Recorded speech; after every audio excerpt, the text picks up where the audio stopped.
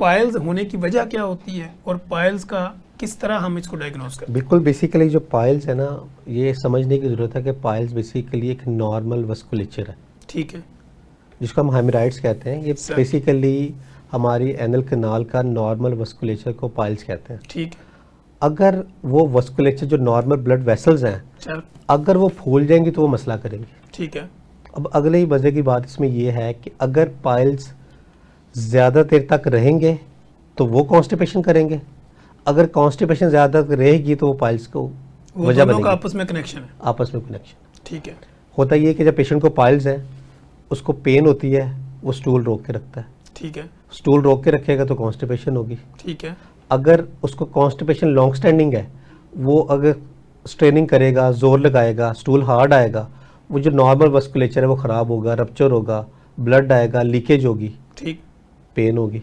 ठीक है तो इस वजह से दोनों का आपस में कनेक्शन है।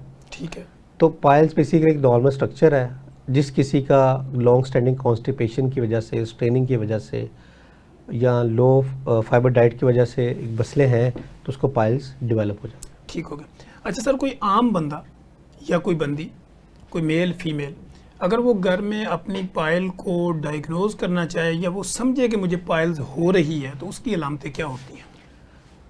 किसी को स्टूल के साथ ब्लड आ रहा है सर और ब्लड पेनलेस है, ठीक है, पेन नहीं है, लेकिन ब्लड आ रहा है ब्लड आ रहा है ऑन एंड ऑफ, और अमाउंट ज़्यादा है, ऑन एंड ऑफ, ठीक है, और अमाउंट ज़्यादा, ज़्यादा है, तो ज़्यादा चांसेस ये पाइल्स है। ठीक है, अगर किसी को ब्लड बहुत थोड़ा सा है, पेन बहुत ज़्यादा है, ठीक है, पेन बहुत बहुत ज़्यादा है, और एक स्ट्रीक ऑफ ब्लड आता है, ठीक है, तो वो अनटिल अनलेस प्रूवन अदरवाइज है, हम एक टर्म बोलते हैं, वो बेसिकली एनल फिशर है। ठीक है, पेन बहुत ज़्यादा है, ब्लड बहुत थोड़ा सा है, वो एनल फिशर है। एक और चीज़ होती है जिसको हम कहते हैं पॉलिप, ठीक है, एनल पॉलिप भी होते हैं। ठीक है, वो भी एक पेशेंट कंप्लेन करेगा something is coming out of my anal canal, ठीक है, वो भी पेनलेस होता है। ठीक है, वो उसमें सिर्फ यूजुअली बर्निंग होती है, ठीक है, बर्निंग हमारे एनल फिशर में बर्निंग होती है, ठीक, लेकिन तीनों में फीचर्स मैंने आपको डिफ्रेंशिएट कर दिए हैं। अगर ये तीनों अलामत का पता हो तो इनिशियली पेशेंट अपने आप को असेस कर सकता है कि मुझे क्या हो सकता है। ठीक। लेकिन ये सारी चीज़ों की ट्रीटमेंट अपनी असेसमेंट पे नहीं करानी पेशेंट और ने। कोई भी home remedy, self home medication remedy तब तक इस्तेमाल नहीं करनी जब तीनों चीज़ों को हम किसी फिजिशियन सर्जन से वेरीफाई करके डायग्नोसिस उसका ना बनवा लें। ठीक। अच्छा सर, टाइप्स ऑफ पाइल्स की अगर हम बात करें तो एक आम आदमी ये समझे कि बवासीर की कितनी किस्में हैं? देखें जी, बवासीर की सर पे सारी उम्र हकीमों ने प्रैक्टिस की। ठीक। खूनी बवासीर कोई बादी बवासीर, ठीक है। मुझे उन खूनी और बादी का तो नहीं पता, पर मुझे इतना पता है कि हेमोराइड्स दो किस्म के हैं। ठीक है, एक इंटरनल और एक एक्सटर्नल। ठीक है, अगर इंटरनल है वो भी ब्लड लीक कर सकते हैं, एक्सटर्नल है वो भी ब्लड लीक कर सकते हैं। ठीक है, दोनों की कॉज मोस्ट कॉमनली कॉन्स्टिपेशन ही है। ठीक है, वो दोनों का डायग्नोसिस अगेन ऑन एग्जामिनेशन ही बनेगा। ठीक है, हाँ, हमारे यहाँ माशरे में एक मसला है कि वो फीमेल्स को मसला है तो वो यूजुअली कई देर तक एग्जामिनेशन ही नहीं कराती। ठीक है, अब हर जगह पे फीमेल फिजिशियंस भी मौजूद हैं, फीमेल गायनेकोलॉजिस्ट भी मौजूद हैं और फीमेल सर्जन्स भी मौजूद हैं। ठीक है। वो मेल्स को नहीं चेक करवाना चाहती तो फीमेल्स को लाजमी दिखा के, जब और तक proper विजुअल examine डायग्नोसिस, कराएं। हाँ, विजुअल डायग्नोसिस नहीं बनेगा ना, तब तक हम कुछ कह नहीं सकते उसके बारे में। ठीक है, तो विजुअल डायग्नोसिस बन जाए तो उसकी ट्रीटमेंट है। ठीक हो गया। अच्छा सर, इसी के साथ हम देखते हैं कि लोगों ने जब उनको बवासीर हो जाती है, कोई रिंग पहन लेता है, कोई छल्ला पहन लेता है, कोई तवीज़ पहन लेता है, कोई डिफरेंट किस्म की फक्कियाँ अर्क लगाना शुरू कर देता है। तो आपकी नज़र में इसका कोई इलाज, इनके साथ कनेक्टिविटी है इसकी? सबसे पहले इसका इलाज तो डाइटरी मेजर्स है।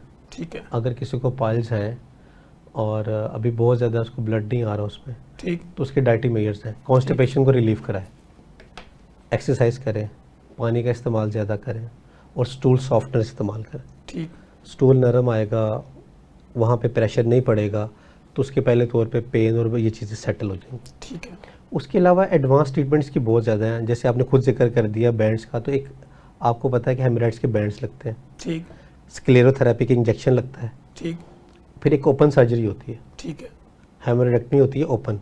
वो एक लंबा और पेनफुल प्रोसेस है। ठीक है, वो पेशेंट की सर्जरी से लेकर रिकवरी तक एक पेनफुल प्रोसेस है, 4 से 8 हफ्ते का ठीक है, रिकवरी टाइम है उसका। ठीक है, आजकल के दौर में जो मॉडर्न ट्रीटमेंट है वो लेज़र हेमराइडोप्लास्टी है, ठीक है, जो सबसे लेटेस्ट ट्रीटमेंट है, पेनलेस है, बड़ी माइन्यूट सी या बड़ी लिटिल सी पेन है इसमें, ठीक है, और रिकवरी पीरियड बहुत अच्छा है। ठीक है, 2 वीक से 3 वीक्स में पेशेंट रिकवर हो जाता है। ठीक है, कॉस्ट इफेक्टिव ज़रूर है, लेकिन 4 से 8 हफ्ते जो पेशेंट घर पे रहेगा सर। उससे बेहतर है कि वो एक ऐसी ट्रीटमेंट कराए जो पेनलेस भी है और जिसकी रिकवरी भी अच्छी है, तो वो लेज़र ट्रीटमेंट है। सर, अगर इंटरवेंशनल जो रेडियोलॉजी है वो भी इसमें इन्वॉल्व होती है? इंटरवेंशन रेडियोलॉजी नहीं है इसमें, इंटरवेंशन गैस्ट्रोएंटरोलॉजी इन्वॉल्व है। वो इन्वॉल्व होती है, बिल्कुल, ठीक वो बेसिकली बेंडिंग कर सकते हैं, वो कोलोनोस्कोप के थ्रू बेंडिंग कर सकते हैं।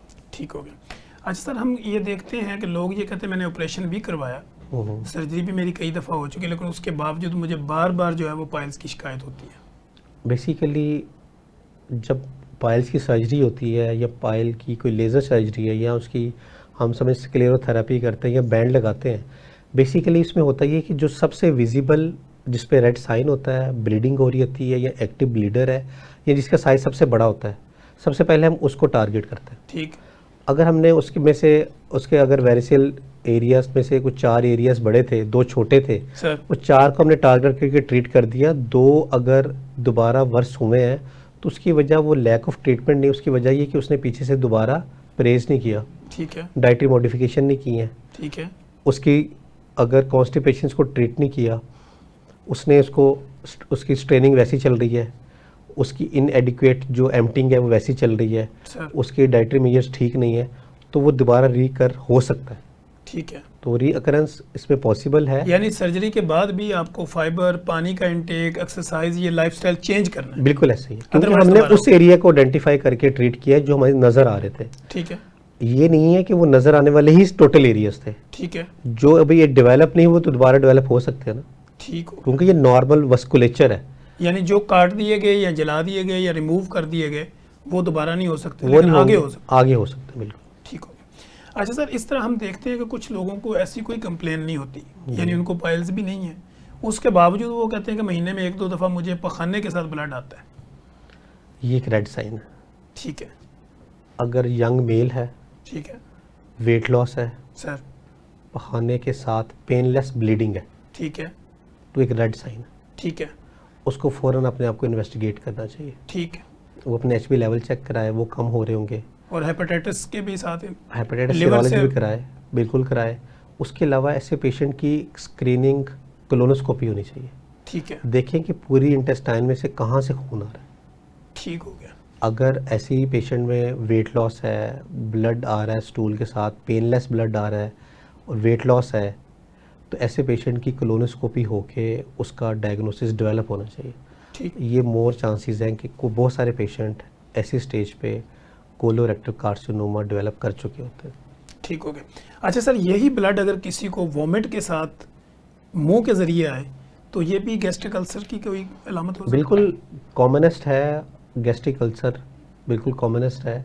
उसके अलावा जो ऑलरेडी सिरोटिक क्योंकि अगर पेशेंट, तो थूक के साथ आएगा तो हम टीबी की तरफ जाएंगे ना, जी बिल्कुल, लेकिन एक अगर minute- वॉमिट की शक्ल में आ रहा है? थूक के साथ आएगा, पहले तो सोचना चाहिए कि ये गम ब्लीड हो सकता है। ठीक है, उसका अगर हम केयरफुल ओरल एग्जामिनेशन कर लें, देखें कोई गम ब्लीड तो नहीं है, कोई डेंटल ब्लीड तो नहीं है, तो वो तो एक आइडेंटिफाई हो जाएगा। दूसरा ये होगा कि हम अगर हमें लग रहा है कि वेट लॉस है, कोई कफ है, तो हम टीबी का सस्पिशन है, ऑल दो पाकिस्तान में भी टीबी के केसेस उसके चांसेस भी ज़्यादा है। सर। उसके अलावा अगर वो कहता है कि मुंह भर के उल्टी आई है और सारी की सारी फ्रेश ब्लड था और सारा का सारा खून ही था, पेशेंट यंग है, पीछे कोई एपिगैस्ट्रिक पेन के, मैदे की जलन दर्द के पीछे से कोई एपिसोड्स हैं, तो वो अल्सर ब्लीड हो सकता है। ठीक। लेकिन कई पेशेंट ऐसे हैं कि जो ऑलरेडी हेपेटाइटिस सी के या बी के शिकार थे, लॉन्ग स्टैंडिंग पेशेंट थे, क्रोनिक लिवर डिजीज़ नॉर्मल से डिकम्पेंसेशन की तरफ चली गई है, तो ये upper GI bleed due to variceal bleed हो सकती है। ठीक हो सकती है। अच्छा सर, जैसे हम पाइल्स की बात कर रहे थे, इससे पहले हमने कॉन्स्टिपेशन की बात की, फिर हमने इंटेस्टाइन की बात की, तो इसकी अगर ब्लड इन्वेस्टिगेशन की जाए तो कौन कौन से टेस्ट ज़रूरी होते हैं? गोल्ड स्टैंडर्ड टेस्ट है CBC, ठीक है, जिसमें ब्लड काउंट देख लिया जाए, MCV देख लिया जाए कि भाई आयरन डेफिशिएंसी एनीमिया है, कौन सा एनीमिया है, ठीक। वो देख लिया जाए। स्टूल फॉर कलर्ड ब्लड देख लिया जाए कि जिसका एक विजिबल ब्लड नहीं है स्टूल के साथ, लेकिन एचपी फॉल कर रही है, ठीक। उस टू फॉर कलर ब्लड देख लिया जाए, उसके अलावा उसकी रिलेटेड वायरल सेरोलॉजी करा ली जाए। सर। तो ये बेसिक टेस्ट है। एडवांस टेस्टों में फिर आगे अगर कोई खून की उल्टी आई है तो जाहिर बात है कि एंडोस्कोपी उसका एक गोल्ड स्टैंडर्ड टेस्ट है, और टेस्ट भी है थेराप्यूटिक, वो गोल भी है हमारा, और एक हमारा डायग्नोस्टिक टेस्ट भी है। अगर उसको अंतड़ियों से खून आ रहा है, खून की कमी हो रही है, तो कोलोनोस्कोपी एक उसका गोल्ड स्टैंडर्ड टेस्ट भी है, उसकी ट्रीटमेंट भी है, और उससे बायोप्सी ली जा सकती है, देखा जा सकता है, आइडेंटिफाई किया जा सकता है इसको क्या इशू।